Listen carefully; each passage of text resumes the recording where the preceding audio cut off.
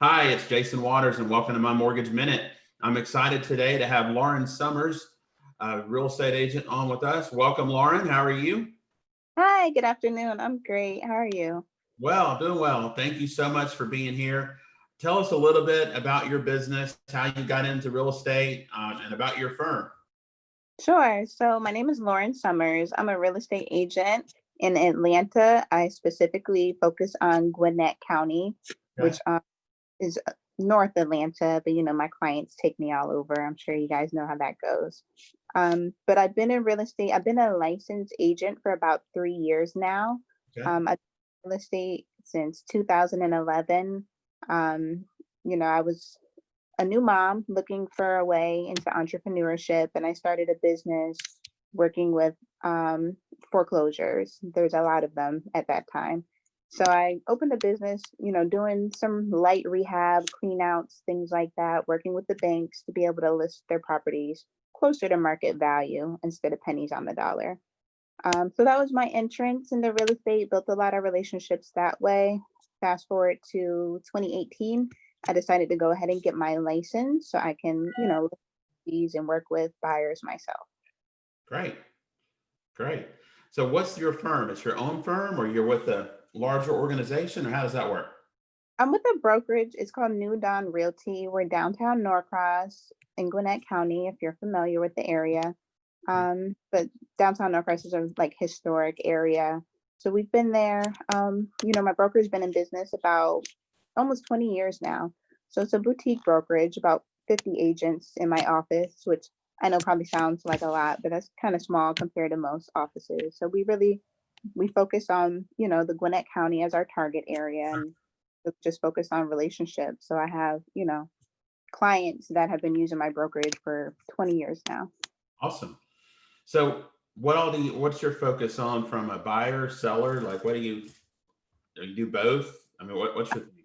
Yeah, I do both actually. I know a lot of times agents might focus on listings because you can kind of juggle more. Yeah. But I think working with buyers gives me more of a balance, being able to understand when they walk in a house, what is the buyer looking for, what's going to attract their attention, what's going to turn them off.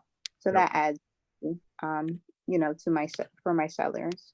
Yeah, I think it's great to do both. I mean, when you specialize in just buyers or just sellers, you don't necessarily, get into the mind so much of what the other folks are thinking. So great for you. So let me ask you this question. So obviously, as everybody knows, the market's kind of hot and it's called a seller's market right now. Would you agree with that statement? Oh, yes.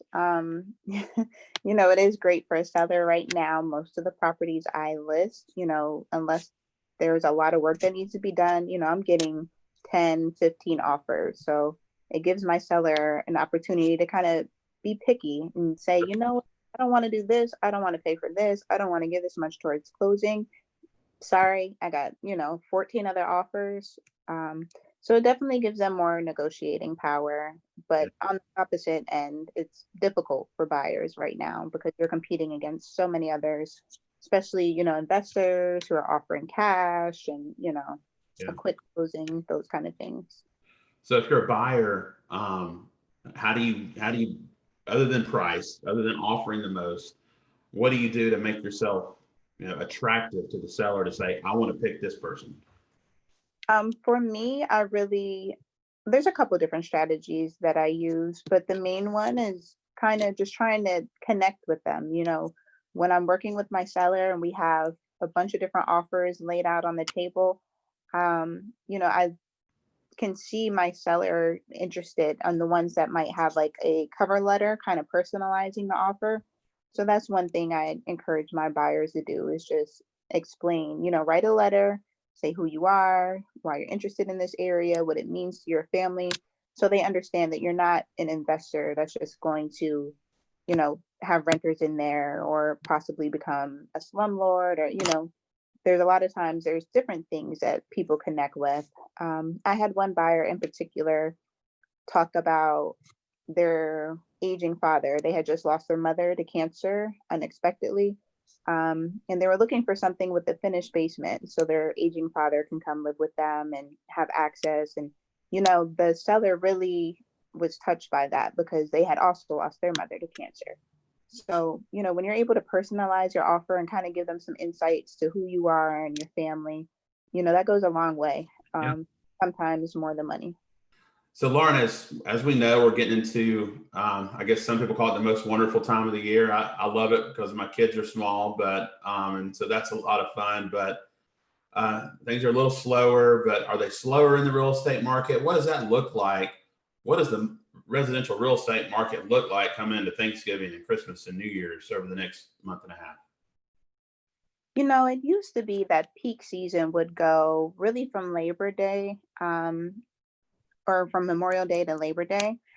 But we've really, because, the market is just so busy right now, we've seen that extend all the way into November. So it used to be, around September, end of September, things would kind of slow down, but we've still been busy. I'm thinking that it's going to start to slow down just looking at the active listings and things like that. People don't really like to move during the holidays because, they're having family and friends over, they don't want their house to be a mess or contractors working on the property.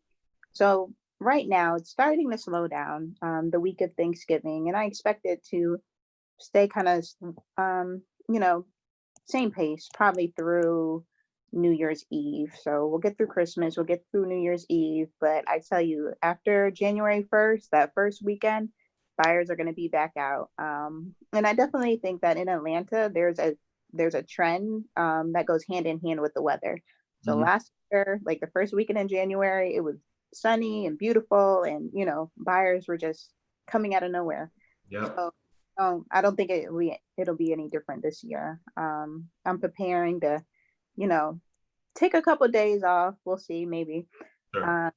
and then be ready to, hit it hard January 1st. Yeah, that's great. And I know everyone is looking forward to a little bit of downtime. As a lender, what I find is that a lot of folks use this downtime to get their files together, to track down the W-2s that are missing and get their bank statements together so they can send it to a lender, hopefully me or someone on my team, and get a pre-approval and not just a pre-qualification. That way they're, a highly qualified buyer when January comes around. So that'd be my advice. I would have to agree with you there. I've had clients just get pre-qualified, and I encourage them to turn in their pay stubs, turn in their documents. But they don't always listen. And then when we go under contract, and it's like, oh, okay, you said you make this much, but you actually make this much. Exactly. And it's never a good situation. So I definitely strongly encourage my clients to go ahead, turn everything in, that way, once we have a pre-approval, we go under contract, we might be looking at a 3-week closing, Sure. rather than a 4-week if you have everything pre-approved and ready to go. Yeah. And there's so much can change. I mean, someone says that their salary is X, and then part of that's bonus, and then they didn't have that bonus the year. I mean, there's so much that has to be done that people don't realize. And so it's so important to get it done early. Right. Well, thank you so much, Lauren. Anything else you want to leave our viewers with today? I appreciate you guys having me on. Again, my name is Lauren Summers, and I focus on the Gwinnett area. I'm on all major platforms: LinkedIn, Facebook, Instagram. You can find me at Lauren Summers Real Estate. And also, I can provide you guys with my contact information if anybody has more questions. Okay, great. You can reach me at the Waters team at affinityhomelending.com. My website is watersteam.co. You can always call me at 404-403-8787. Until next time, thanks for joining us, and stay safe.